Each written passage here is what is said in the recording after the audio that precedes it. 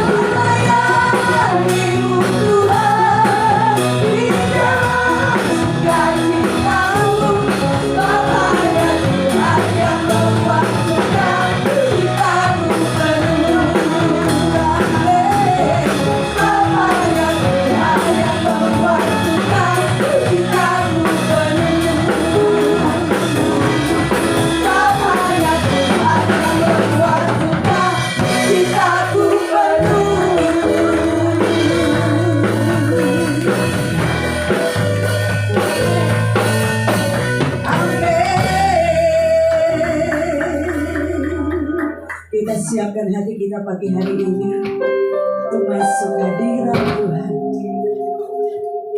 Kita ada di hari pertama bulan ke-6. Pemeliharaan Allah itu sempurna atas setiap kita. Haleluya Yesus. Haleluya. Kami bawa syukur kami. Kami bawa sembah kami di hadirat-Mu.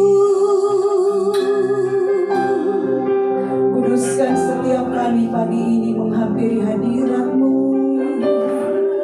bukan dengan kuat, bukan dengan gagah, tapi oleh Roh-Mu Tuhan.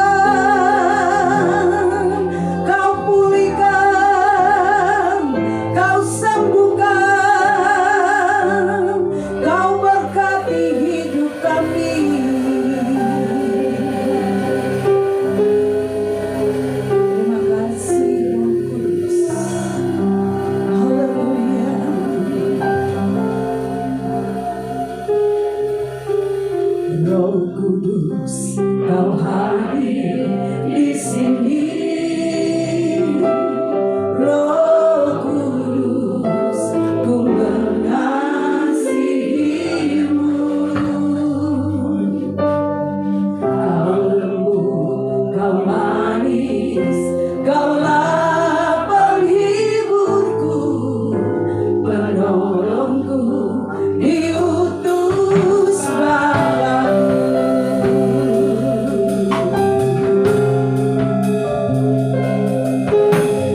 Roh Kudus, kau hadir di sini. Amin Tuhan. Roh Kudus, ku mengasihimu. Kau lembut, kau manis, kaulah penghibur, penolongku, diutus Bapakku. Ku buka hati untuk kamu Tuhan. Ku buka hati menyembahmu Yesus. Jamahlah kami, penuhi kami dengan kuasa Allah Maha Tinggi. Ku buka hati untuk kamu Tuhan. Ku buka hati menyembahmu Yesus. Jamahlah penuhi kami dengan kuasa Allah Maha. Bapak Ibu silakan duduk dalam hadirat Tuhan. Sama-sama kita katakan, Roh Kudus, kau hadir di sini. Roh Kudus, ku mengasihimu. Kau lembut, kau manis, kaulah penghibur, penolongku, diutus Bapakku. Sekali lagi katakan, Roh Kudus, kau hadir di sini. Kau ada di tempat ini. Ku mengasihimu. Kau lembut, kau manis, kaulah penghiburku, penolongku, diutus Bapakku. Ku buka hati untuk kamu Tuhan. Ku buka hatiku Tuhan. Menyembahmu Yesus. Jamahlah kami, penuhi kami dengan kuasa Allah Maha. Ku buka hatiku, ku buka hati untuk kamu Tuhan. Ku buka hati menyembahmu Yesus. Katakan, jamahlah kami, penuhi kami dengan kuasa Allah Maha. Bapak Ibu jemaat Tuhan saya katakan, ku buka hati untuk kamu Tuhan. Amin. Ku buka hati menyembahmu Yesus. Tuhan. Jamahlah kami, penuhi kami dengan kuasa Allah Maha. Sekali lagi Bapak Ibu katakan, ku buka hati untuk Rohmu Tuhan. Ku buka hati menyembahmu Yesus. Jamahlah kami, penuhi kami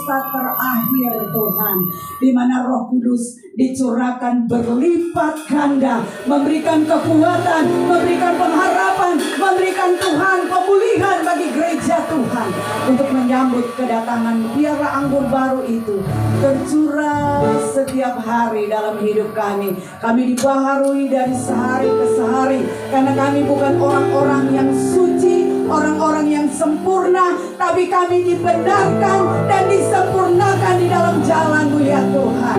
Terima kasih Bapa, biarlah pagi ini Tuhan kami mau lebih lagi bersuka cita di hadirat Tuhan.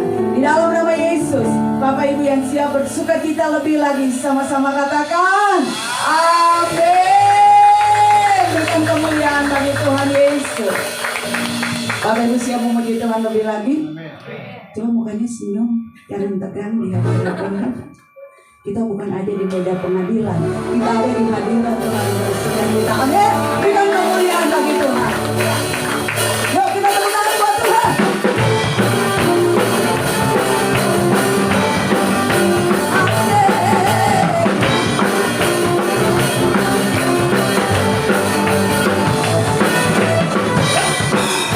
Yeah.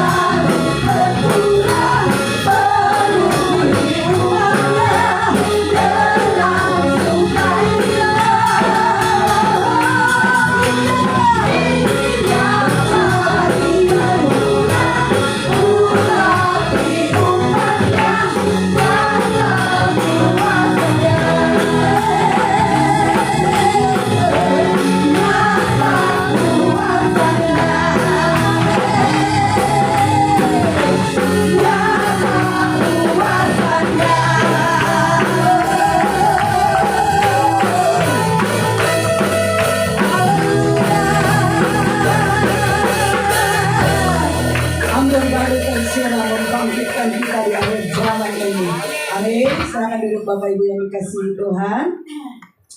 Tiba saatnya kita akan memberikan persembahan syukur kita. Sebelum yang bertugas akan menjalankan kolektor, mari Bapak Ibu kita bersatu dalam doa. Tak henti-hentinya kami mau katakan di hadirat Tuhan, Engkau Bapa yang setia, Engkau Bapa yang baik, Engkau pemelihara hidup kami, dan tidak pernah sedikit pun iman percaya kami kepada Engkau, Engkau permalukan Tuhan. Engkau tak mencukupi kami. Minggu yang sudah kami lewati, kami dapat merasakan berkat Tuhan, penyertaan Tuhan. Karena itu pagi ini kami mau membawa korban syukur kami.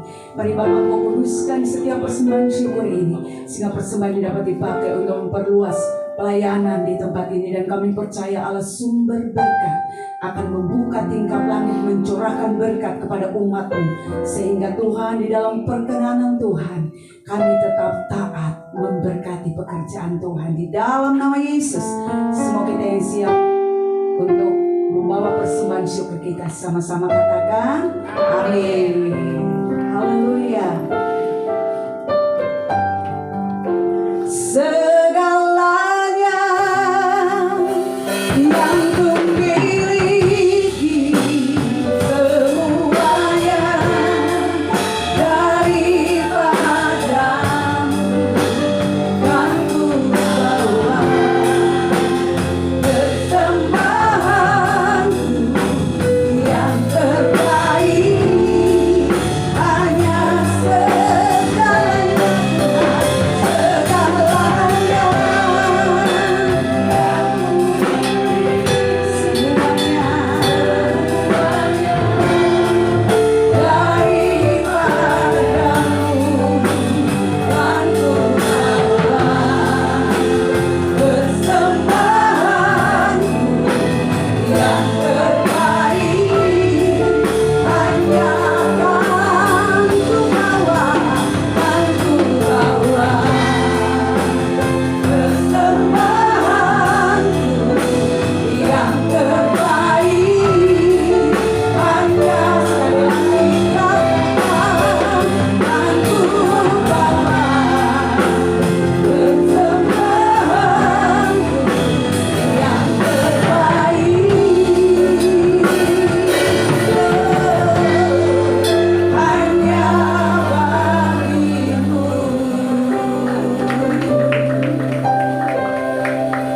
Puji Tuhan, kita sudah memuji dan menyembah nama Tuhan.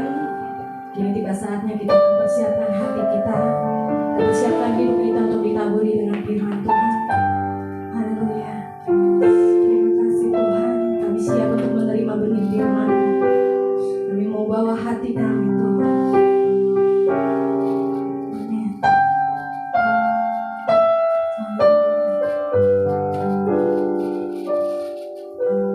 Betapa hatiku berterima kasih Tuhan. Betapa hatiku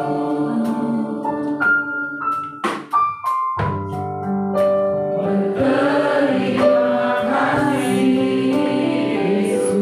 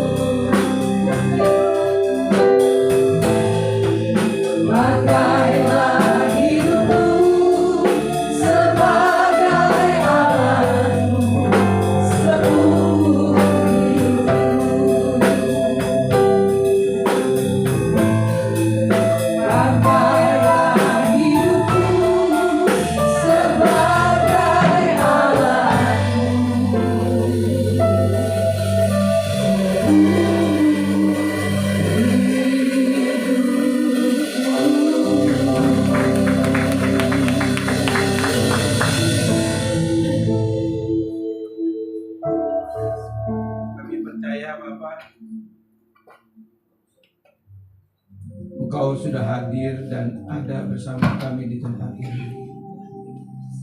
Ketika Engkau hadir, kemuliaan-Mu juga ada di tempat ini. Dan kami percaya kami ada di naungan kemuliaan-Mu. Pada saat kami ada di dalam naungan kemuliaan-Mu, kami percaya urapan Tuhan turun atas setiap kami.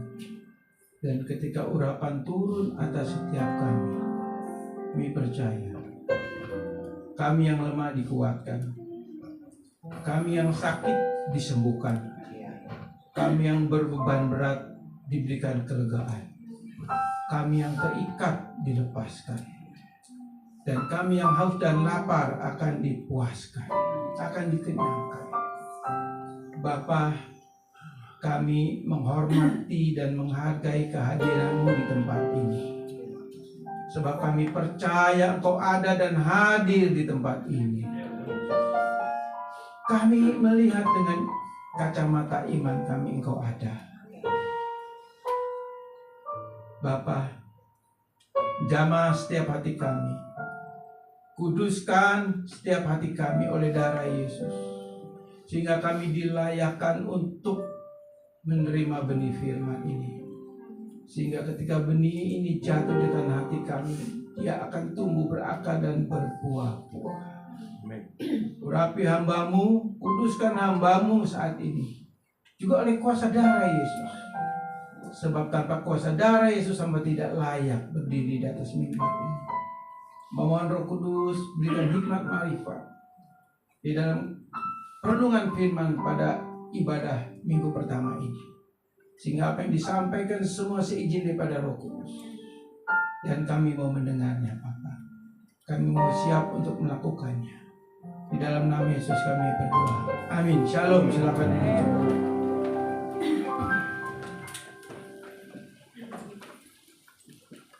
Terima kasih dalam Tuhan. Tema khotbah saya hari ini adalah apakah hukum Taurat masih berlaku bagi kita? Apakah hukum Taurat masih berlaku bagi kita?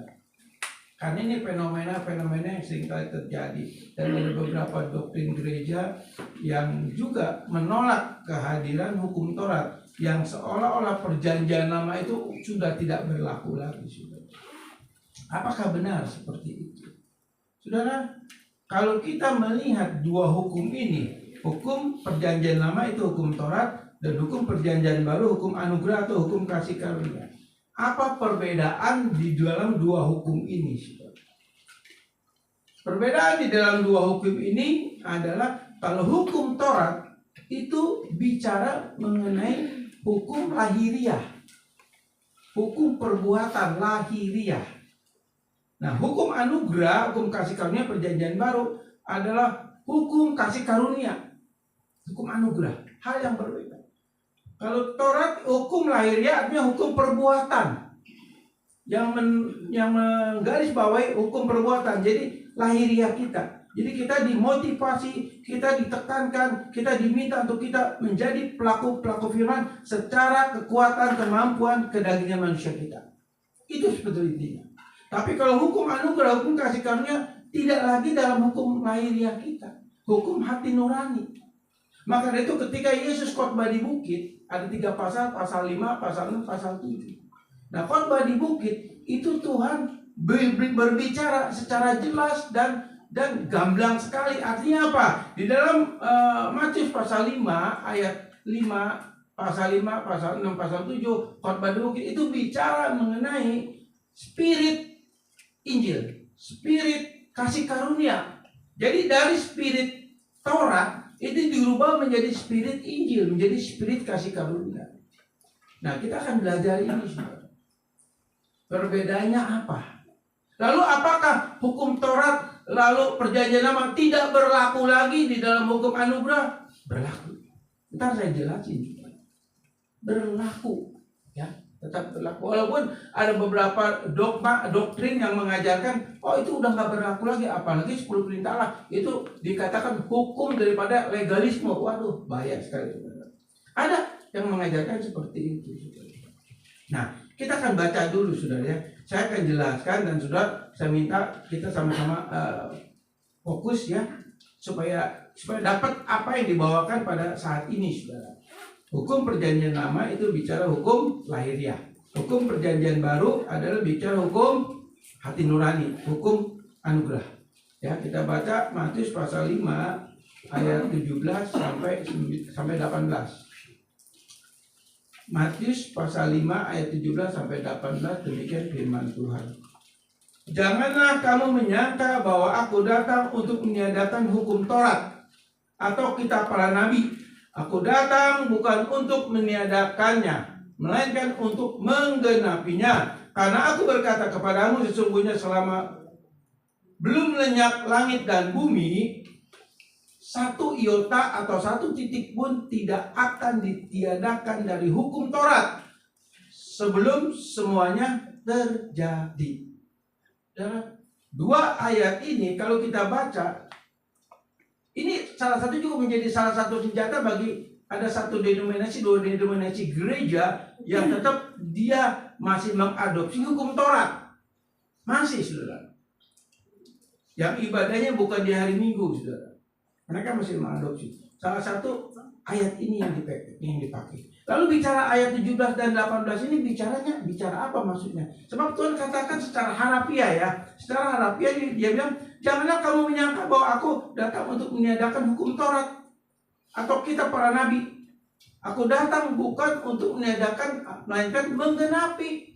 Jadi seolah hukum Taurat ini tetap berlaku. Maksudnya gitu. Kalau kita lihat lagi satu hal yang paradoks di dalam Lukas pasal 16 ayat 16 dikatakan bahwa hukum Taurat zaman para nabi hanya sampai pada zaman Yohanes Pembaptis. Setelah itu datang hukum anugerah. Itu ada di dalam Lukas 16 ayat 16. Hal yang paradoks sekali saudara. Sebetulnya apakah betul firman Tuhan ini paradoks? Apa yang Tuhan katakan paradoks? Tidak. Justru ini saling menopang, saling melengkapi satu dengan yang lain. Nah saudara, sebelum saya lanjut saudara ya, mengenai 17 dan ayat 19 ayat 18 ini ya, saya akan kasih satu ilustrasi supaya saudara ngerti saudara ya. Oke.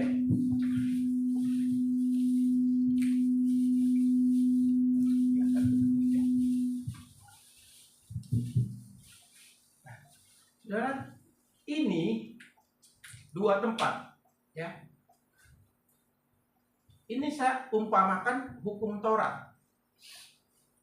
Ini hukum anugerah, hukum kasih karunia. Ya. Lalu air ini saya tuang ke sini semua. Isinya pindah nggak? Oke, nah cukup ini buat ilustrasi saudara ya. Artinya apa? Isi hukum Taurat, firman Tuhan itu tetap berlaku. Casingnya berubah. Ini hukum Taurat ini casing, wadah, nangkap. Ini wadah juga, hukum anugerah. Jadi hukum Taurat atau firman Tuhan ini dipindahkan ke sini. Jadi isinya isi perjanjian lama bukan firman Tuhan. Firman Tuhan enggak ada yang berubah. Ini harus kita pahami saudara. Jadi yang berubah aja wadahnya, casingnya saja. Kalau saudara pelajari perjanjian baru, itu semua mereka ambil dari perjanjian lama. Nggak ada yang baru lagi, cuma ada penggenapan-penggenapan dilihat dari kacamata hukum anugerah, hukum kasih karunia atau hukum nurani. Yang tadi saya katakan di dalam Injil Matius pasal 5, pasal 6, pasal 7 itu bicara mengenai spirit Taurat dirubah menjadi spirit Injil. Itu yang Yesus lakukan. Ya, saya nggak bisa jelaskan pasal 5, pasal 6, pasal 7 waktunya terlalu lama.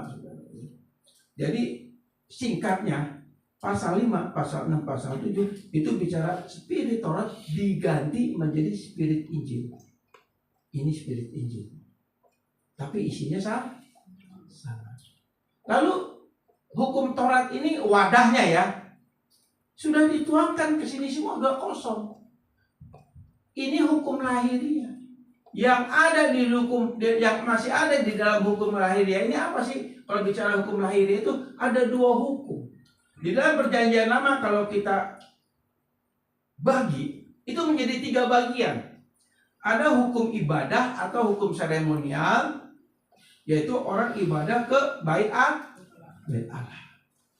Ada hukum negara atau hukum sipil.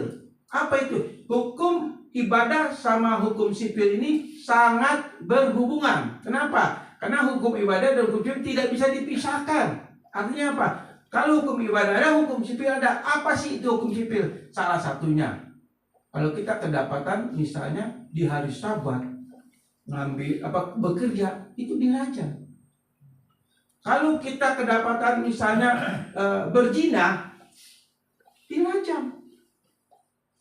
Kalau kedapatan kita mencuri uang Tuhan, ya, uang bait Allah, dirajam. Itu hukum lahiriah, hukum sipil, hukum negara. Nah, yang ada di dalam hukum Taurat yang digenapi itu isinya firman Tuhan. Lalu yang tidak lagi berlaku apanya? Wadah dan status hukumnya, yaitu apa? Hukum lahiriah, yaitu hukum ibadah dan hukum negara atau hukum sipil. Begitu, saudara. Jadi yang berlaku apa? Nah, dikatakan di sini ayat yang ke-17 dikatakan, aku datang bukan untuk meniadakannya. Kata maksud aku datang untuk meniadakannya artinya isi daripada hukum anugerah tetap sama. Maksudnya itu. Wadahnya yang beda. Ya. Lalu melainkan untuk menggenapi. Maksud kata menggenapi kalau kita lihat dalam bahasa asli itu disebut pleroo. Pleroo itu lebih tepat lagi memenuhi. Memenuhi apa yang memenuhi? Yesus memenuhi tuntutan hukum Taurat, tuntutan hukum lahiriah. Di dalam hukum Tauratnya ada tuntutan, saudara. Ya, salah satu tuntutan ini ada di dalam dua hukum itu, hukum ibadah dan hukum sipil atau hukum negara. Ini harus ditaati. Kalau nggak ditaati, saudara mati dirajam. Dan Yesus datang, aku datang untuk memenuhi atau menggenapi. Itu artinya menggenapi dua tuntutan itu. Sehingga dikatakan apa? Hukum ibadah dan hukum negara atau hukum sipil sudah digenapi Tuhan Yesus di atas kayu salib. Salah satunya apa? Yesus berkata, satu saat nanti bait Allah tidak satu batu pun akan tersisa. Betul? Lalu tahun 70 Masehi oleh Jenderal Titus, bait Allah dirubuhkan. Dan kalau kita lihat mengenai Yesus ketemu dengan perempuan Samaria di dalam Yohanes pasal 4, Yesus berkata apa kepada perempuan Samaria?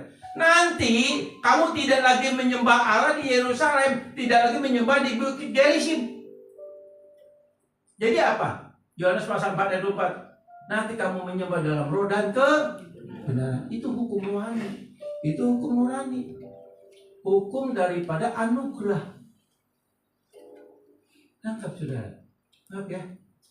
Nah, lalu isi hukum Taurat ini isinya apa? Firman Tuhan. Jadi firman Tuhan yang ada di seluruh perjanjian lama itu tetap berlaku. Jadi Yesus datang hanya untuk mati, bangkit, naik ke surga. Itu hanya untuk menggenapi tuntutan hukum Taurat, tuntutan lahiriah, yaitu hukum ibadah dan hukum negara, hukum sipil. Sehingga kalau sudah saat ini kedapatan korupsi misalnya di gereja ya, gitu. Lalu sudah kedapatan berzina ya, lalu sudah kedapatan membuat satu perbuatan yang melanggar firman Tuhan, enggak lagi ada hukum rajam. Tuhan sudah tanggung semua di atas kayu salib. Bersyukur sudah ada saya. Lalu apakah lalu dengan seenaknya kalau gitu, wah saya mau enak-enak aja gitu kan? Yang laki-laki kawin lagi gitu. Gitu. Halo? Karena kalau bicara hukum anugerah, bicara hukum kasih karunia, ya perhati ini. Ini bicara hati. Bicara hati, bicara di mana Roh Kudus, Roh Allah itu sudah manugal dengan roh kita. Enggak mungkin lagi nafsu rohani kita mau dikotori dengan sikap dan perbuatan kita. Oleh sebab itu setiap orang yang sudah dilahirbarukan, dia pasti punya 3 poin. Kesadaran rohani, kedisiplinan rohani, kegelisahan rohani. Itu pasti ada. Nggak mungkin Oke? Nah, sekarang kita lihat ya, di dalam PL ada 3 hukum. Tadi saya sudah jelaskan, hukum ibadah dan hukum negara, hukum sipil. Ini 2 ini udah digenapi, udah nggak berlaku lagi, ya kan? Lalu yang berlaku apa? Yang Tuhan tidak genapi, hukum moral. Nah, hukum moral inilah yang ada di dalam wadah ini. Nangkep? Hukum moral ada di wadah ini. Jadi tetap berlaku. Apa sih hukum moral itu? Hukum moral adalah 10 perintah Allah. Jadi seluruh perjanjian lama, kalau kita lihat dari Kejadian sampai kitab Maleakhi, itu sebetulnya intinya cuma 10 perintah Allah. Lalu kitab para nabi dan lain sebagainya itu sebetulnya berhubungan dengan kedegilan, kebebalan daripada bangsa Israel. Sehingga Tuhan kirim nabi supaya bangsa Israel bertobat. Tujuannya itu, saudara. Kalau misalnya ini kita lihat ke belakang, misalnya bangsa Israel ini tidak berbuat dosa, terus hidup benar, taat dan lain sebagainya. Misalnya, saudara, nabi-nabi itu nggak akan diutus, nggak akan ada nabi. Tapi kan sebelumnya Tuhan sudah nubuatkan di dalam Kejadian 3 ayat 15. Dalam bahasa Latin disebut proto evangelion. Artinya apa? Artinya Tuhan memberitakan bahwa nanti dia akan datang menjadi manusia. Itu bicara salib. Untuk mengenai itu. Nah, selanjutnya saudara. Jadi yang Tuhan tidak genapi adalah hukum moral yang tetap berlaku. Nah, ini isinya hukum moral, ya. Yaitu 10 perintah Allah dan firman lainnya yang ada di dalam perjanjian lama, ya. Dari 3 hukum yang digenapi, 2 hukum ibadah yang kita mulai dan hukum negara tadi sudah dijelaskan, dan hanya hukum moral atau etos yang digenapi. Hukum moral itu hukum etos atau hukum etika. Kita ini punya etika, saudara. Etika dalam keluarga, dalam bergaul, dalam pelayanan, dalam usaha, dalam pekerjaan, itu punya etika. Orang Kristen dia punya etos yang sesuai firman Tuhan. Sebab apa? Sekali saya katakan, karena natur rohnya sudah suci dan kudus. Yesus katakan, nanti kalau engkau percaya datang kepadaku, aku akan berikan aliran air yang tidak membuat kamu haus lagi. Kan begitu kata Yesus kepada perempuan Samaria. Lalu si perempuan Samaria ini bertanya, Tuhan berikan air itu supaya aku nggak datang lagi ke sumur-sumur Yakub itu. Dia memahami secara lahiriah. Tapi yang maksud Tuhan apa? Ketika nanti aku pergi dan Roh Kudus diutus, itulah ayat bicara Roh Kudus.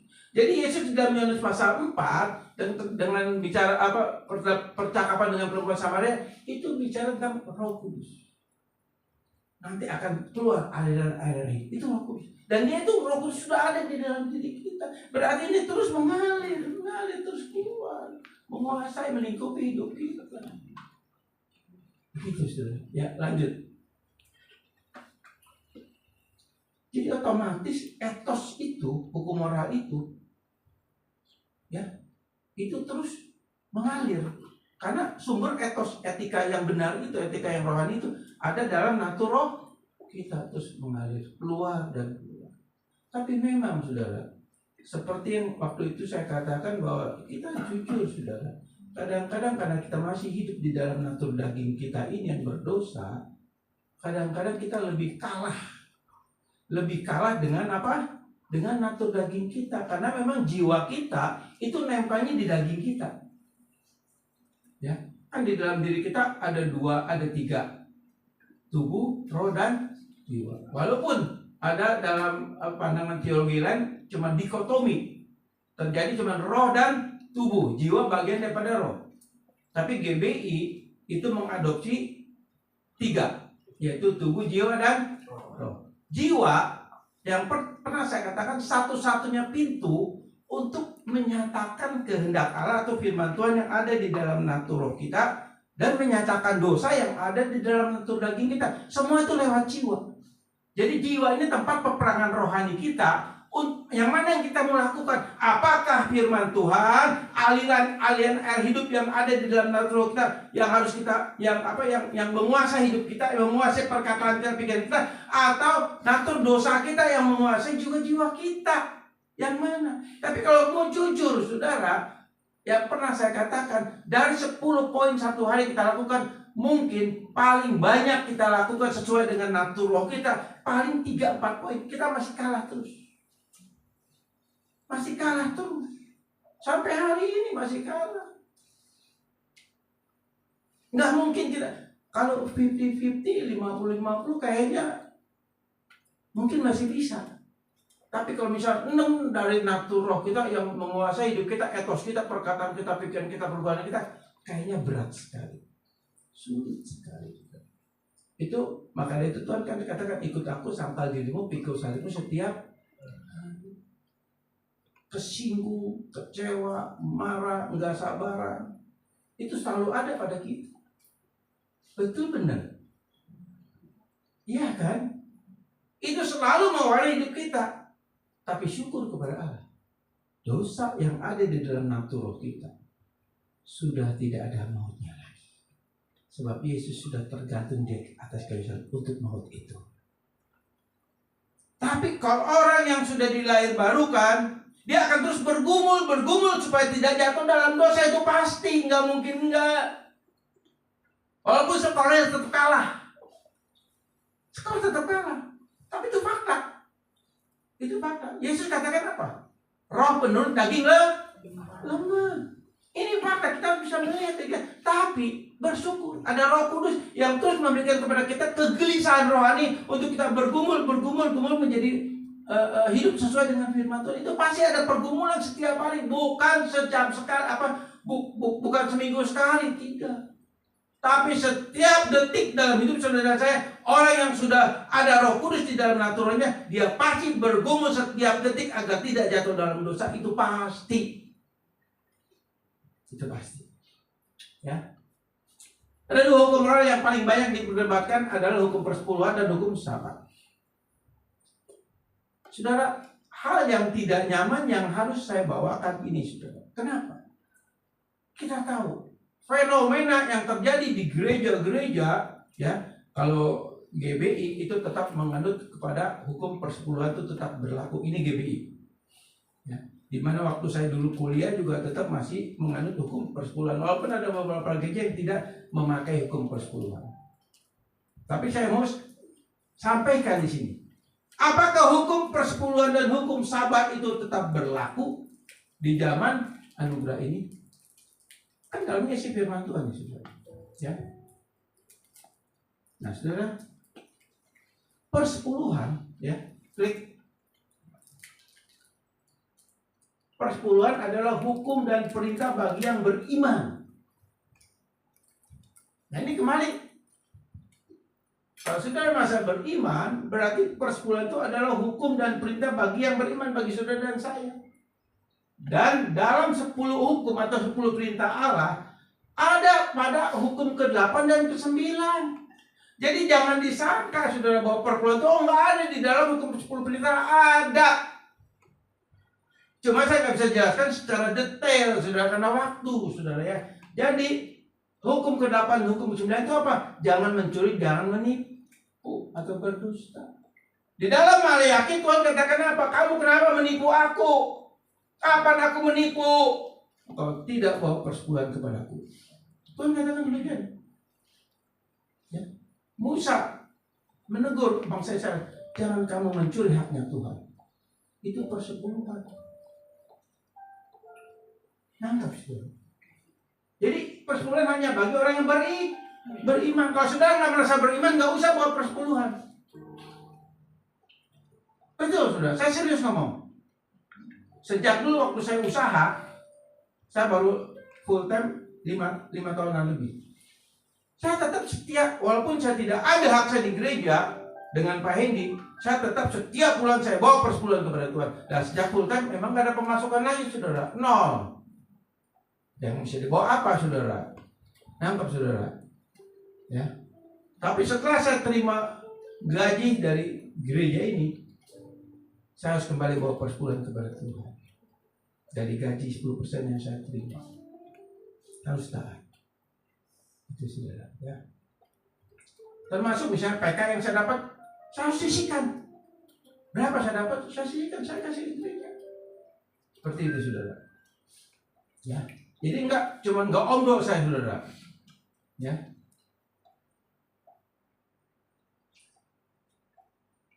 persepuluhan itu bukan dari hukum ibadah.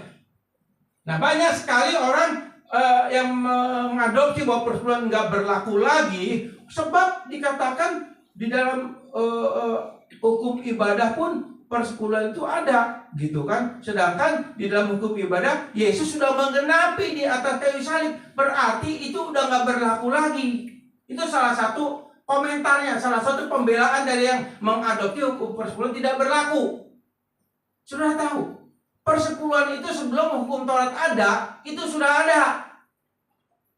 Persepuluhan sebelum hukum Taurat diturunkan kepada Musa, mulai dari Keluaran pasal 19, pasal 20, terus berlanjut, itu sudah ada. Waktu zaman Abraham pun, Abraham sudah memberikan persepuluhan kepada Melkisedek. Udah kasih persepuluhan, saudara. Jadi persepuluhan bukan pada saat ada Taurat dihukumkan, diturunkan, tetap masih berlaku. Begitu, saudara ya. Karena sejak zaman Abraham persepuluhan sudah berlaku. Lanjut. Kristus sendiri memerintahkan untuk beri persepuluhan. Nah, ini yang fenomena juga, saudara. Oh, di perjanjian baru nggak ada tuh bicara tentang persepuluhan. Di perjanjian baru Yesus nggak pernah bicara persepuluhan. Kata siapa? Kita akan baca, saudara ya.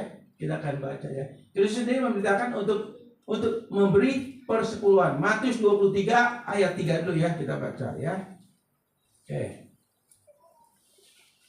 Saudara, dengar khotbah ini, jangan nanti saudara minggu depan gak ke gereja, saudara. Ya. Karena begini, saudara, sebelum saya kupas ini ya, begini. Jadi persepuluhan tetap berlaku. Ada di sini. Ini wadahnya. Jadi isinya ada hukum persepuluhan salah satu. Lalu tuntutan hukum Taurat tentang persepuluhan, kalau kamu tidak memberi, kamu terkutuk, kamu kan begitu. Apakah berlaku? Tuntutannya nggak berlaku. Jadi intinya gini, kalau saudara pun pelit nggak mau kasih persepuluhan, nggak ada tuntutan hukum lagi, nggak ada kutukan lagi, nangkep, nggak berdosa, nggak berdosa. Jadi saudara nggak mau kasih persepuluhan, nggak.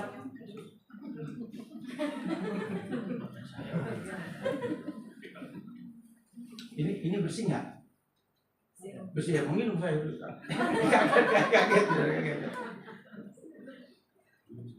kaget saya kaget. Tadi sampai mana? Tidak berdosa. Iya. Kita nggak lakukan persepuluhan berdosa nggak? Tidak. Kalau masih ada di wadah ini, kita berdosa. Nangkap? Tapi karena wadahnya sudah berubah di sini, kita nggak kasih persepuluhan, tidak dosa. Tapi orang yang beriman, dia pasti membawa untuk mempersembahkan persepuluhan itu kepada Tuhan. Tapi sekali lagi, kalau sudah nggak beri pun tidak berdosa. Pengajarnya beda. Kita lihat dari wadahnya ini. Nangkap? Ya. Nah, selanjutnya saudara. Ayat 23, pasal 23. Sebelum pasal 3 saya baca dulu ayat 23-nya. Begini firman Tuhan katakan. Celakalah kamu, hai ahli-ahli Taurat dan orang-orang Farisi, hai orang-orang munafik, sebab persepuluhan dari selasi, adas manis dan jintan kamu bayar, tetapi yang terpenting dalam hukum Taurat kamu abaikan, yaitu keadilan, belas kasihan, kesetiaan. Yang satu harus dilakukan dan yang lain jangan diabaikan. Artinya apa? Hukum diakonia tetap kita lakukan. Tapi hukum 10 perintah hukum persepuluhan tetap harus kamu lakukan. Itu maksud Tuhan. Karena bicara di sini ada 3 poin yang menarik, saudara. Dikatakan yang pertama yaitu keadilan. Keadilan itu bicara hukum moral, etos. Hukum moral, hukum etos. Artinya apa? Kalau sudah dan saya yang dimana Tuhan katakan keadilan harus menjadi bagian hidup kita. Artinya apa? Artinya kita hidup dalam etos atau etika yang sesuai dengan kehendak Tuhan, sesuai dengan hukum Tuhan. Punya etika yang benar, etika yang baik. Punya ketaatan dan kesetiaan seperti itu, saudara. Lalu selanjutnya dikatakan selain keadilan dikatakan belas kasihan. Belas kasihan itu bicara apa? Belas kasihan itu bicara hukum kasih. Kalau kita percaya Roh Kudus ada di dalam natur roh kita, pasti ada kasih Allah di dalam natur roh kita. Kalau kasih Allah ada di dalam natur roh kita, berarti kasih Allah ini harus menghidupi kehidupan kita, harus mewarnai kehidupan kita. Bukan lagi kasih manusiawi kita, tetapi kasih Allah yang menjadi pedoman atau yang menjadi tuntunan hidup kita, yang mewarnai hidup kita. Di dalam Matius 22 firman Tuhan katakan ayat 37 sampai 40 dikatakan apa? Kasihlah sama manusia seperti kasihlah Tuhan Allahmu dengan setengah hati, jiwa, akal budi kita. Betul nggak? Betul nggak? Kasihlah Tuhan Allahmu dengan setengah hati, jiwa, dan akal budimu. Lalu kasihlah sama manusia seperti dirimu. Itu hukum kasih. Dan seluruh hukum Taurat itu ada di situ intinya. Mengasihi Tuhan dan mengasihi sesama. Ya. Jadi dikatakan di sini ayat 23, belas kasihan itu hukum kan? Kasih. Lalu kesetiaan. Kesetiaan ini apa? Ini kesetiaan ini bicara hukum iman. Orang yang beriman, yang betul-betul percaya kepada Yesus, dia pasti setia kepada Tuhan. Dia pasti setia kepada firman-Nya. Dia pasti setia dalam beribadah. Dia pasti setia menjadi pelaku firman. Dia setia pasti melayani Tuhan. Itu pasti. Karena iman. Begitu, saudara, ya. Nah, ayat 3 begini, Matius 23, 3 firman Tuhan katakan ini. Sebab itu turuti dan lakukan segala sesuatu yang mereka ajarkan kepadamu, tetapi jangan kamu turuti perbuatan-perbuatan mereka, karena mereka mengajarkan tetapi tidak melakukan. Jadi arti ayat 3 dari Matius 23 Tuhan katakan apa? Artinya apa yang diajarkan para orang Farisi dan imam-imam tentang hukum, tentang perintah-perintah Tuhan, 10 perintah Allah termasuk di dalamnya persepuluhan itu tetap berlaku. Tuhan katakan ikutin. Ya kan? Sebab itu turuti dan lakukan segala sesuatu yang mereka ajarkan kepadamu. Jadi persepuluhan tetap berlaku, saudara. Ya. Lalu Lukas 20 ayat 24 sampai 45 ya, kita baca. Lukas 20 ayat 24 sampai 25. Demikian firman Tuhan. Tunjukkanlah kepadaku suatu dinar, gambar dan tulisan, siapakah ada padanya? Jawab mereka, gambar dan tulisan kaisar. Lalu Yesus berkata kepada mereka, kalau begitu berikan kepada kaisar apa yang wajib kamu berikan kepada kaisar. Kepada Allah apa yang wajib kamu berikan kepada Allah. Ini bicara apa? Ini bicara persembahan. Ini bicara salah satu persepuluhan. Sebab kalau kita lihat perikopnya ini tentang membayar pajak. Betul? Tentang membayar pajak di sini dalam bahasa asli pajak itu disebutnya poros dalam bahasa Yunani. Poros itu artinya kewajiban yang disesuaikan dengan undang-undang. Itu poros. Ini dalam bahasa Yunani disebut pajak itu poros. Artinya bangsa kaisar kerajaan Yunani, kerajaan Romawi saat itu mewajibkan setiap orang harus bayar pajak. Itu poros, ada kewajiban dan itu ada undang-undangnya. Ada peraturannya. Bukankah persepuluhan juga ada undang-undangnya, ada peraturannya, betul nggak? Dan konteksnya konteks pajak di sini. Artinya Yesus katakan apa di sini? Dia katakan berikan yang kamu harus berikan kepada pemerintah, berikan kepada Allah yang wajib kamu berikan. Ini bicara apa? Persepuluhan. Karena konteksnya pajak, poros. Ya, poros itu kewajiban yang ada undang-undangnya. Itu adalah hak negara. Lalu dalam kata poros ini juga bisa diartikan dalam haknya Tuhan. Jadi persepuluhan itu haknya Tuhan, bukan hak saudara dan saya. Ngerti? Tapi sekali lagi, jangan saudara merasa terintimidasi dengan khotbah ini, saudara. Kan sudah saya katakan, hukum persepuluhan ada di sini sekarang. Jadi kalau saudara nggak kasih, saudara nggak ada tuntutan. Nangkep. Jadi entar jangan pulang-pulang stres, saudara. Saya yang repot, saudara. sudah nggak ngasih tidak dosa. Betul ini saya katakan ini tidak seimbang. Tapi kalau masih hukum perintah 10 perintah 10 hukum peraturan masih ada di sini di wadah ini, ada sanksinya saudara, dikutuk. Tuhan yang kutuk, repot saudara. Nangkep ya, jangan stres ya. Jangan stres ya. Lalu persepuluhan harus diberikan di mana? Persepuluhan harus diberikan di mana? Di mana kita bergereja. Jadi persepuluhan itu kita nggak bisa kasih ke gereja A, ke gereja B, enggak. Di mana saudara makan, di mana saudara berjemaat, di mana saudara ada di situ dan saudara harus bawa ke situ. Sebenarnya sudah berjemaat di tempat ini, berarti persepuluhan harus saudara bawa ke tempat ini. Bukan dibagi-bagi. Coba kita baca Ulangan 26 ayat 12 ya, kita baca ya. Ulangan 26 ayat 12 ya. Tuhan. Ulangan 26 ayat 12 firman Tuhan katakan demikian.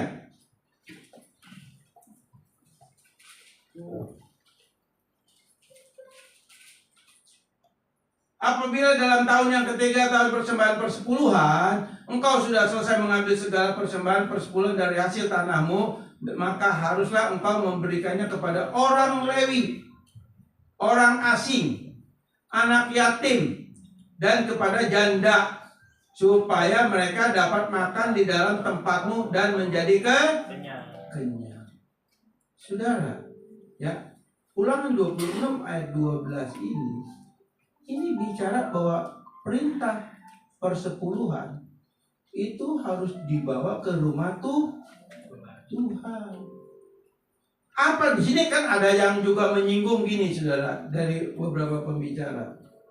Ya kan dulu bangsa Israel bekerjanya dengan cocok tanam, perkebunan, pertanian. Iya betul, tapi yang mereka bawa di kebait Allah itu udah berupa uang. Udah berupa uang.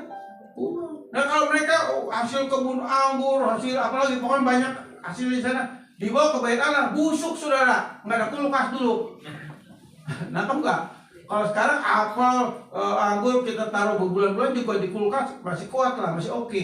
Ada teknologi. Tapi kalau dulu dibawa seminggu juga busuk. Jadi yang dibawa sudah dijual, uangnya dibawa ke bait Allah. Lalu untuk apa di situ perpuluhan? Bukan untuk pendeta, bukan untuk gembala. Perhatiin. Tapi untuk rumah Tuhan, di rumah Tuhan itu banyak yang perlu dibantu. Gereja, operasional, diakonia, itu ada di dalamnya. Di sini diakonia bicara mengenai apa nih? Orang Lewi, ya jelas orang Lewi kan nggak ada usaha, saudara. Yang seperti contoh saya dan Pak Tono di sini udah nggak ada usaha, saudara. Betul nggak Pak Tono? Nggak ada usaha. Berarti saya harus hidup dari gereja. Iya benar. Ya, nanti saya jelasin lebih lanjut kenapa harus hidup dari gereja. Kita buka lagi Maleakhi 3 ayat 12. Maleakhi 3 ayat 12. Ya. 10 ya benar. Terima kasih brother. Maklum brother, udah tua.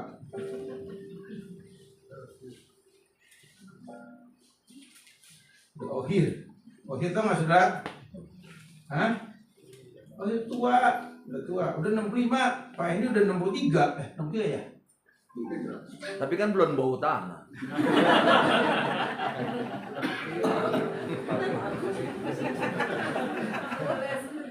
Aduh, iya enggak dong. Tua mah boleh, hah? bau tanah jangan. Ya, masih diperluin. Oh iya, setuju. Ya, saya 65 juga mata saya masih cenghar, saudara. Bener. Ya bener. Kalau melihat perempuan cakep resep enggak? Resep enggak? Resep. Nah, iya, enggak bohong. Ibu-ibu dah ayo melihat cowok-cowok ganteng seneng enggak? Seneng, udah jujur aja enggak apa-apa. Kenapa sih kok saya munafik? Loh iya bener. Saya pernah bilang kalau saya di kereta kalau dapat cewek cantik. Rasa saudara terhibur sedikit hati saya, saudara. Ya kan begitu. Lu nggak apa-apa, kenapa sih? Kan firman Tuhan bilang apa? Nah, ini hukum hati nurani. Ada itu di dalam Matius pasal 5, khotbah di bukit. Yesus bilang apa? Jika kamu memandang wanita, kamu sudah berzina. Itu hukum hati nurani. Nah, kalau kita memandang, itu nggak boleh. Kalau melihat, saudara kan ada mata. Loh, masa kalau ada cewek kita begini, saudara? Nggak mungkin dong. Bisa curiga orang. Itu nggak sopan. Cewek nggak sopan, nggak sopan. Jadi, ya. Nah, kalau saya lihat Cicin masih cantik kok. Ya, bener apaan? Bener nggak? Hei, bener nggak Pak? Betul, suaminya ngakuin.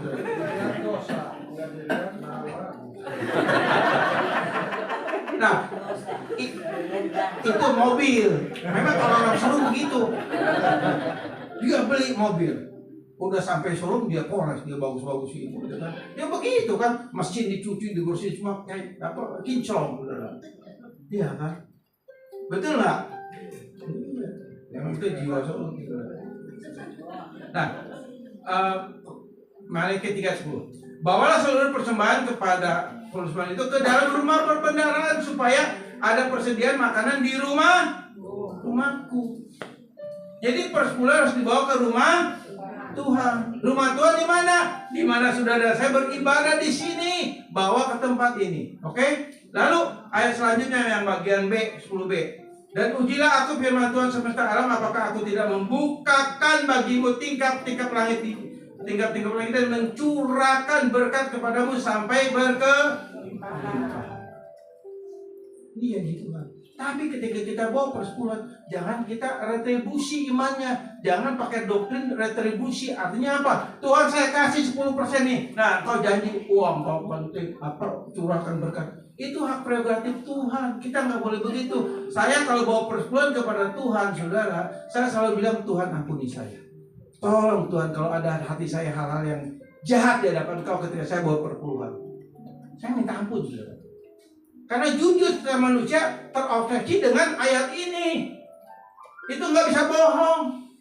Karena tetap diri saya ini adalah diri yang mata duitan. Loh, siapa yang nggak suka duit? Halo?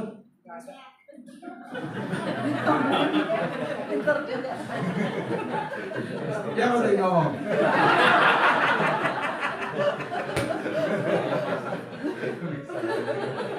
Ya, oke.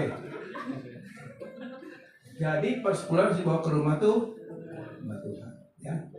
Selanjutnya.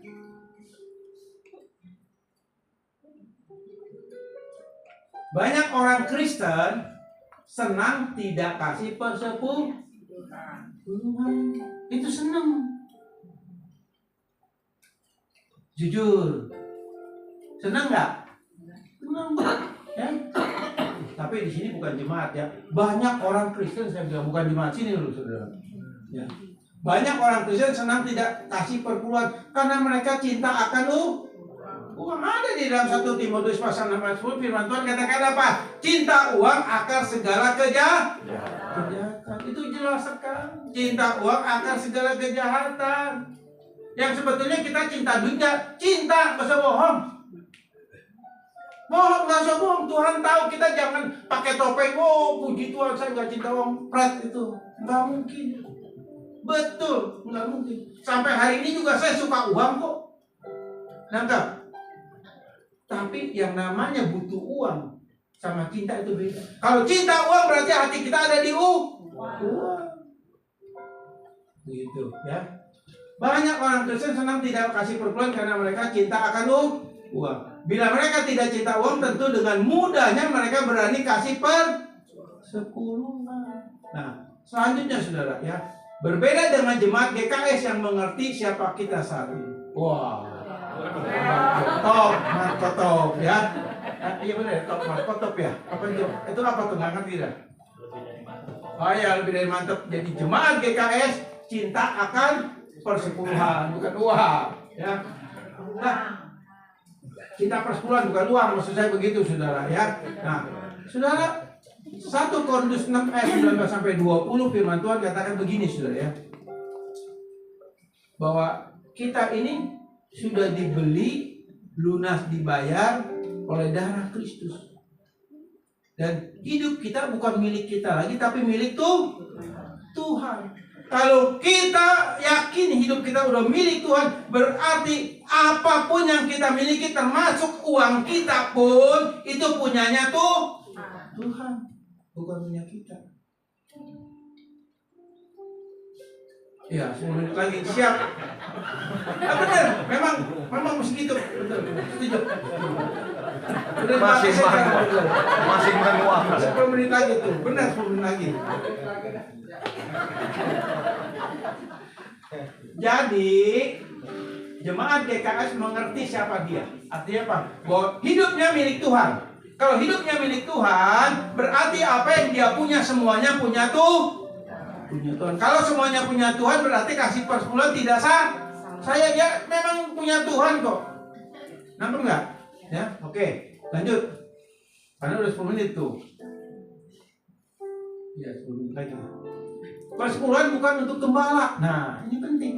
Persepuluhan bukan untuk gembala, tapi untuk rumah. Walaupun banyak gereja, ya termasuk di dalamnya ada juga gereja-gereja GB yang persepuluhan itu masuk kantong pendeta. Itu nggak boleh. Harus masuk kas gereja. Nangkap? Persepuluhan untuk gereja, bukan untuk gembala. Gembala nggak berhak untuk ngantongin persepuluhan, tidak berhak. Walaupun ada beberapa sinode yang memberlakukan persepuluhan itu masuk kantong pendeta. Banyak saudara. Sehingga pendetanya kaya raya, hidup mewah. Orang kalau udah dicokok uang terus, cocokin uang terus, cinta duit saudara, nggak mungkin nggak. Jangan bohong lah saudara. Iya kan? Gitu. Ya. Jadi persepuluhan bukan untuk gembala, tapi untuk rumah Tuhan. Gembala tidak berhak memakainya, nggak boleh. Tidak boleh gembala memakai uang persepuluhan. Artinya apa? Banyak gembala yang mencuri atau korupsi uang Tuhan. Itu banyak sekali, saudara. Sehingga dikatakan Matius 7 ayat 21 sampai 23 firman Tuhan katakan apa? Satu saat nanti ketika Israel yang kedua, orang akan berkata, Tuhan, bukankah saya sudah mengembalakan, sudah membuat mujizat, sudah membaptis orang, sudah mentobatkan orang, sudah melakukan pelayanan bla bla bla bla bla bla. Apa kata Tuhan? Aku tidak kenal engkau, nyala engkau membuat kejahatan. Ini buat siapa? Buat pendeta yang salah satunya korupsi duit persepuluhan. Salah satunya pakai uang gereja, uang persepuluhan untuk kepentingan gembala dan keluarganya. Itu nggak boleh. Ya, nggak boleh. Ya. Lalu Matius 23, 13-14 juga bicara tentang itu. Sehingga dikatakan sama Tuhan Yesus apa? Celaka kamu, kurang ajar kamu. Memang orang Farisi ini korupsi, saudara.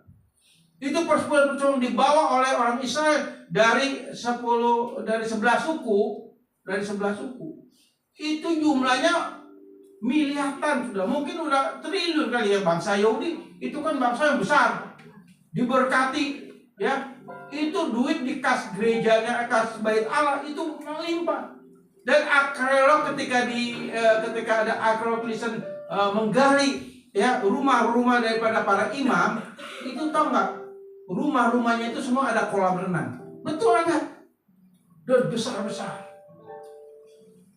Sedangkan firman Tuhan bilang apa?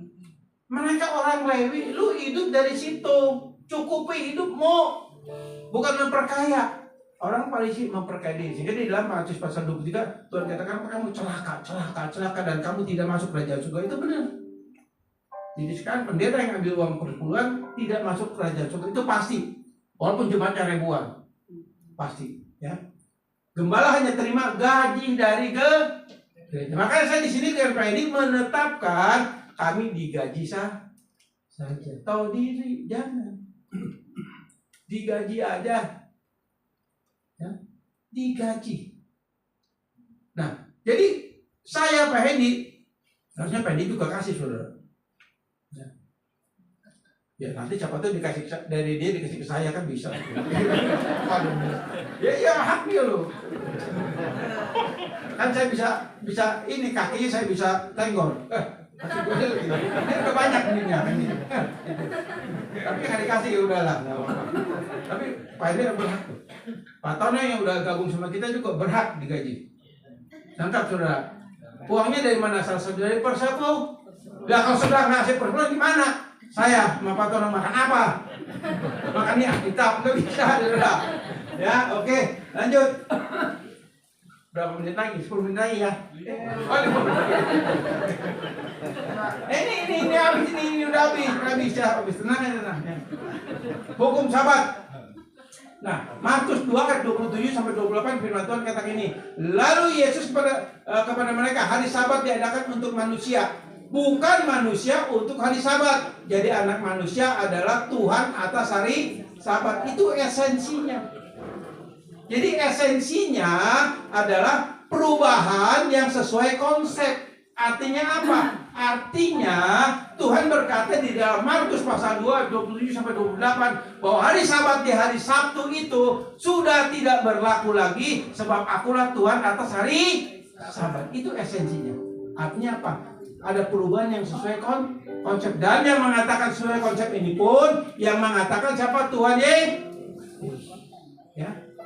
Gitu. Jadi makanya kita beribadah di hari Minggu, hari pertama.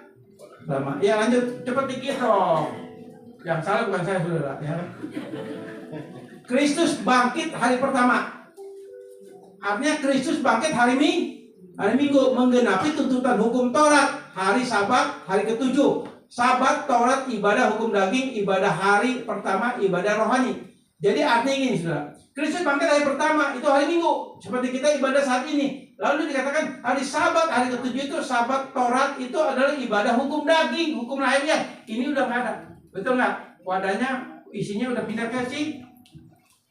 Isinya udah di sini. Berarti kita bisa ibadah hari Minggu. Sabat nggak berlaku lagi, saudara.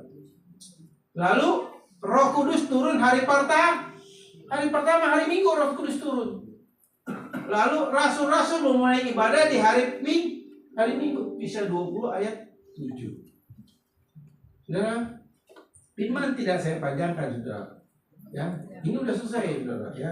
Nah, jadi yang namanya persepuluhan tetap berlaku. Hukum Sabat kita pindah ke hari Minggu karena memang Yesus bangkit di hari Minggu. Rasul-rasul ibadah hari Minggu. Hari Pentakosta pun diturunkan hari Minggu. Tuhan Yesus memberkati. Saya serahkan kepada hambanya Bapak Edi.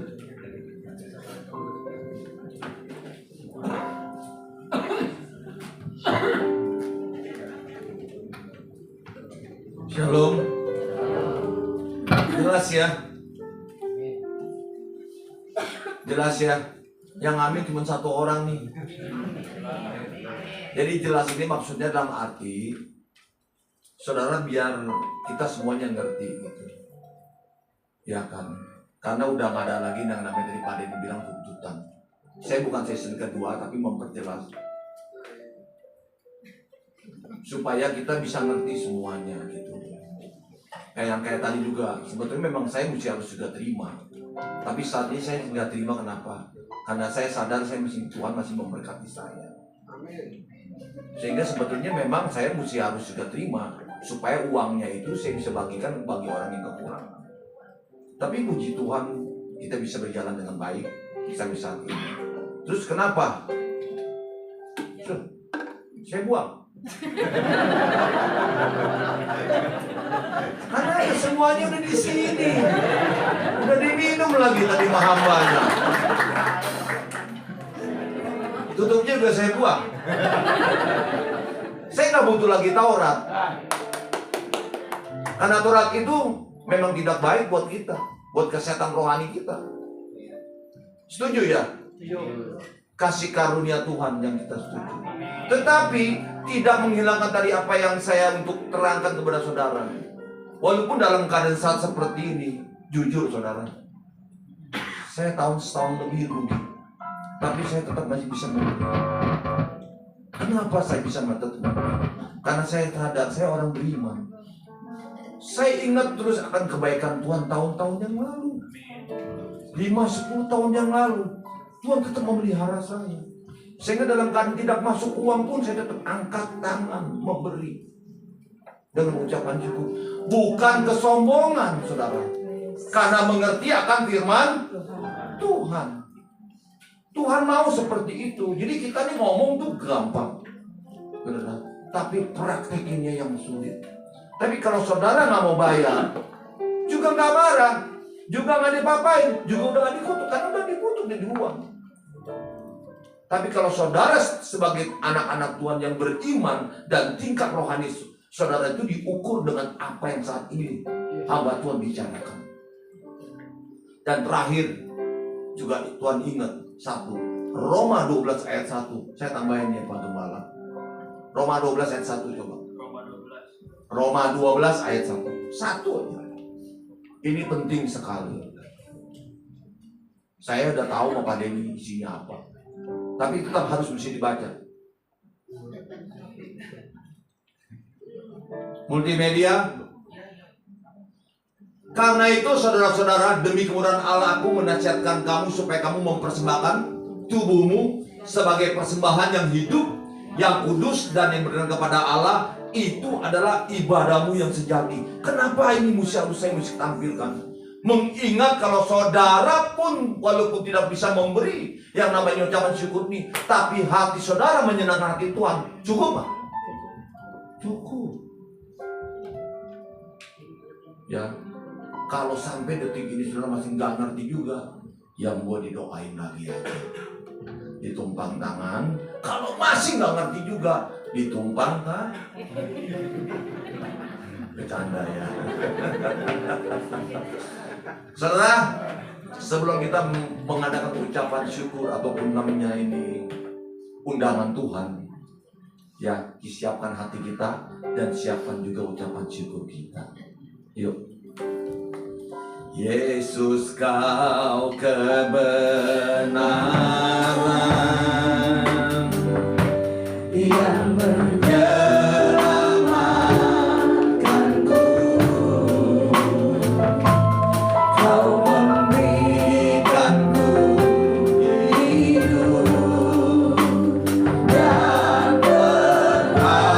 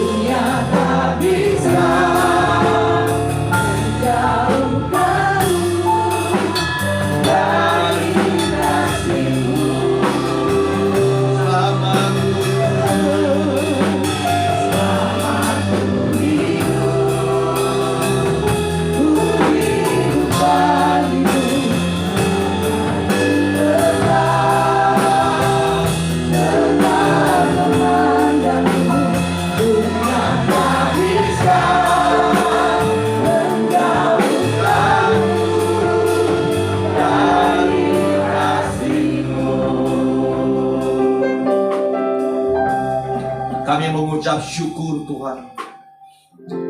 Kami berterima kasih buat pagi yang indah ini Tuhan. Kami diberikan pengertian yang lebih jelas lagi tentang hukum Taurat ini Bapa. Bahkan kami juga mengerti akan arti sebuah perpuluhan ataupun ucapan syukur Bapa. Dan biarlah di Tuhan yang mengungkapkan kembali untuk umat jemaat-Mu di tempat ini, supaya kami benar-benar menjadi pelaku firman Tuhan. Kami yakin, kami percaya pada waktu kami melakukannya dengan sungguh-sungguh, Allah tetap memelihara kami. Allah mencukupi segala kebutuhan kami, dan Allah yang mengatur segala keuangan kami. Untuk itu hamba mengucap syukur dan terima kasih Bapa. Terima kasih buat firman Tuhan. Dan Tuhan tetap memberkati hamba-Mu, gembala-Mu di tempat ini. Juga memberkati Pak Tono di tempat ini Bapa. Tuhan berkati keluarga mereka, anak mereka, keluarga besar mereka pun. Tuhan yang memberkati. Roh Kudus terima kasih. Inilah doa dan ucapan syukur kami. Kami undang pelayan Tuhan untuk pelayanan perjamuan kudus ini Bapa. Kami yakin, kami percaya Tuhan yang menguduskan kami, Tuhan yang membenarkan kami. Pagi ini menjelang siang hari ini Bapa, kembali kami akan mengadakan ucapan syukur untuk perjamuan kudus ini Bapa. Karena Engkau yang mengundang kami, sekiranya Engkau layakkan kami, benarkan kami, ampuni segala bentuk dosa dan kesalahan kami. Bila ada sesuatu yang tidak berkenan kepada kami, Tuhan tolong ampuni kami. Dan kami minta kita berdoa bersama-sama 1 menit saja.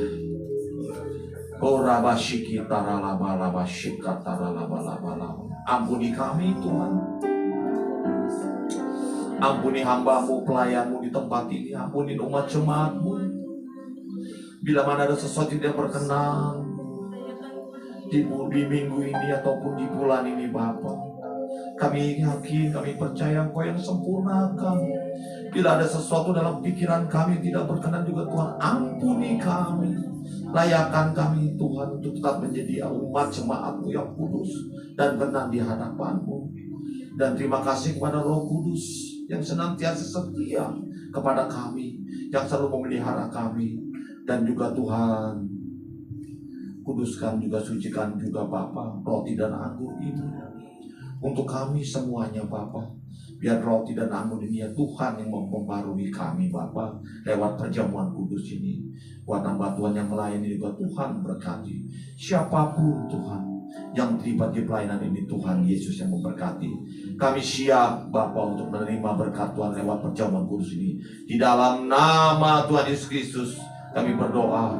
Haleluya. Amin. Terima kasih Tuhan. Bagikan saudara. Kalau ku hidup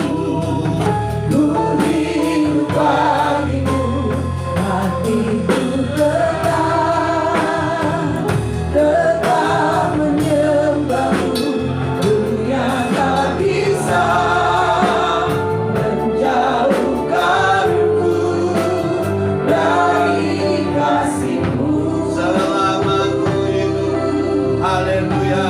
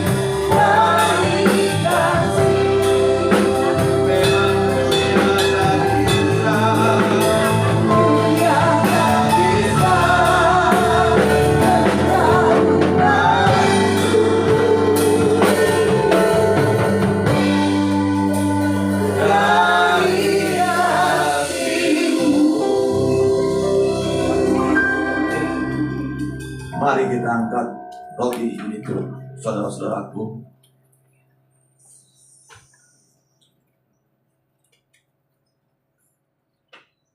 Biar tetap mata rohani kita kepada Allah.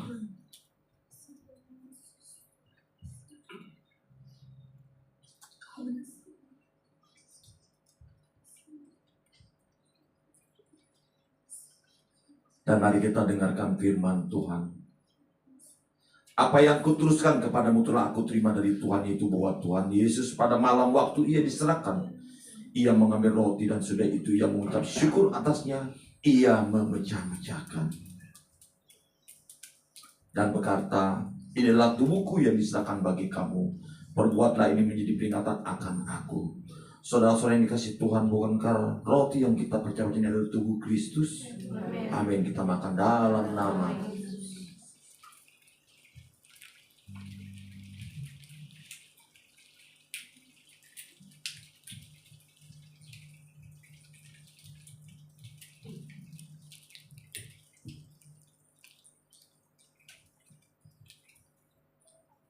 Mari kita angkat cawan kita tinggi-tinggi, saudara. Sesudah makan, ia mengambil cawan.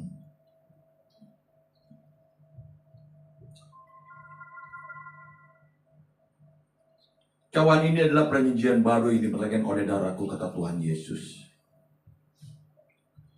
Perbuatlah saudara-saudaraku setiap kamu meminumnya dan menjadi peringatan akan aku. Saudara-saudara yang dikasih Tuhan, buka cawan di atasnya kita mengucap syukur dalam persekutuan dengan tubuh Kristus, dengan darah Kristus. Amin. Dalam mari kita minum.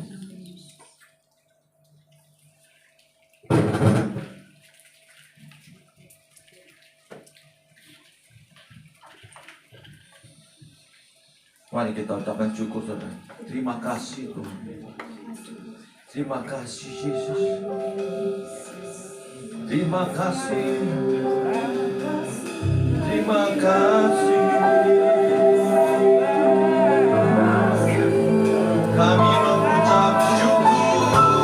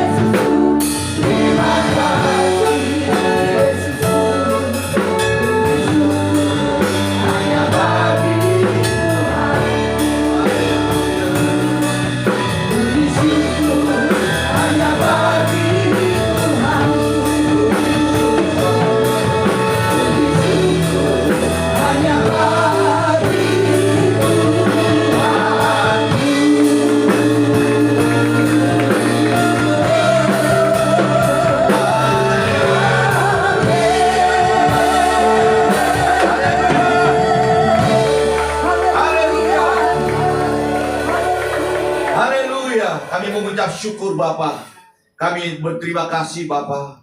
Kami bersama-sama dengan Engkau Bapa menikmati tubuh dan darah-Mu. Kami yakin, kami percaya, kami dibenarkan, kami kembali, kami dikuduskan, kami kembali, dan pulang dari tempat ini kami diberkati oleh Tuhan Yesus sendiri. Terima kasih Tuhan memberkati. siapapun yang tiba dalam pelayanan kami, dan Tuhan memberkati bagi rumah tangga, anak sekolah, yang bekerja, yang berbisnis, seluruh umat jemaat GBI Jati diberkati Tuhan. Di dalam nama Tuhan Yesus. Yang percaya sama-sama katakan amin.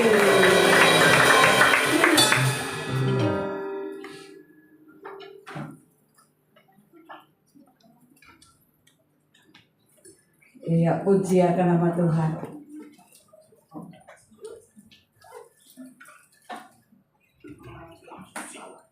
Iya. Oke. Ya, Bapak Ibu, sebelum kita akan mendengarkan pengumuman, kita berdoa dulu ya buat persembahan perpuluhan yang tadi sudah Bapak Ibu berikan. Yuk kita angkat tangan dan kita berdoa. Bapa, kami percaya Engkau yang mengajarkan kami untuk taat dari perkara-perkara yang kecil. Kalau tadi anak-anak-Mu, hamba-hamba-Mu sudah memberikan persembahan perpuluhan, itu wujud ketaatan kami kepada Tuhan, iman kami kepada Tuhan, karena kami percaya Allah yang kami sembah, Allah yang kami layani sanggup mencukupkan kami. Berkat Tuhan secara berlimpah mengalir masuk dalam rumah tangga, dalam pekerjaan, dalam usaha, apapun yang kami kerjakan. Kami percaya Tuhan memberkati dan menjadikan berhasil. Di tengah tidak mungkin sekalipun, kami memiliki Allah yang mungkin mencukupkan kami. Terima kasih Tuhan. Di dalam nama Yesus kami berdoa. Haleluya. Amin. Kita akan mendengarkan pengumuman. Iya, hari Jumat tanggal 6 Juni ada, kul masih libur, kiranya ada kul. Iya, Minggu tanggal 8 Juni ibadah di tempat ini seperti biasa jam 9 pagi. Amin. Amin. Oh, berarti yang datang hanya 5 orang. Amin. Semua hadir, puji Tuhan. Iya. Bulan Mei kita sudah lewati. Yang berulang tahun bulan Mei bisa maju ke depan dari tanggal 1 sampai tanggal 31 ya. Iya. Saya dan Pak Nathan pun dikasih berkat cucu pertama tanggal 20 Mei. Kami bersyukur kepada Tuhan. Kedahsyatan Tuhan itu ajaib. Amin. Ayo yang berulang tahun bisa maju ke depan. Akan didoakan oleh hamba-hamba Tuhan. Silvi di atas ya. Mei. Di atas di situ. Oh, nggak ada ya yang saat ini nggak ada ya? Oh, ada di atas. Satu doang yang berulang tahun bulan. Anania. 2. Berarti Pak Gembala, ayo Pak doakan atau Pak Hendy? Ayo, saya doain secara global untuk orang yang ulang tahun di bulan Mei aja ya. Ya, bisa maju, bisa maju. Mana yang bulan Mei? Dan Ayo maju. Mau dikasih akpau itu. Mau dipercikin lagi? Atau mau langsung minum ini? Mau dikasih akpau, yang maju kasih akpau. Ayo maju. Nah, Darren juga bulan Juni. Ada yang ulang tahun. Mei ya? Ada yang ulang tahun. Oh, udah didoain, dibilangin ya udah. Maju ke depan ya. Maju. Ayo. Nanti dapat akpau. Ayo dapat akpau. Ayo maju. ayo, ada banyak kan? ini yang bulan Juni. Puji Tuhan. Ayo maju. Dalen. Ya udah, dia didoain nggak apa-apa. Ya, yuk, begitu kita doa sama-sama ya. Yuk. Bapak kami mengucap syukur dan terima kasih. Hamba berdoa Bapak buat anak-anakmu, hambamu, pelayan Tuhan di tempat ini. Kami tidak menyebutkan satu-satu namanya, tapi Tuhan tahu pada bulan Juni, bulan Mei ini Tuhan mereka boleh menikmati berkat yang daripadamu Tuhan. Ditambahkan kembali umur 1 tahun. Dan Tuhan berkati untuk kesehatan dan nafas kehidupan yang Allah berikan dalam kehidupan rumah tangganya pun Tuhan berkati. Apapun yang dikerjakannya Tuhan yang buat berhasil, sehingga nama Tuhan dipuji, diagung dan dimuliakan. Hamba-Mu berdoa hanya dalam nama Yesus Kristus kami berdoa. Haleluya. Amin. Tuhan berkati. Ayo saudara, kita bangkit berdiri, kita akhiri ibadah kita siang hari ini.